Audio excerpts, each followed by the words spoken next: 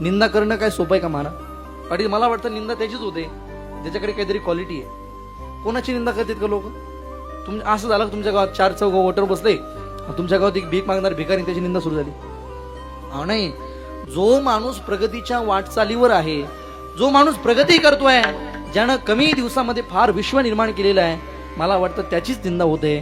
जो माणूस चांगलं काम करतोय त्यालाच त्रास होतो. म्हणून कुणी निंदा करताय, कुणी त्रास देत आहे, म्हणून खचून जाण्याचा मला वाटतं आमच्या मनात सुद्धा येऊ देऊ नका. खचून जाण्याचा त्या ठिकाणी विचार सुद्धा करू नका, खचून जाऊ नका. उलट जर एखादा निंदा करत असेल तर समजून घ्या आपल्याकडे काहीतरी चांगली क्वालिटी आहे, आपण चांगलं काहीतरी काम करतोय, आपण प्रगतीच्या दिशेवर आहे. लोक विनाकारण कुणाची निंदा करत नाही.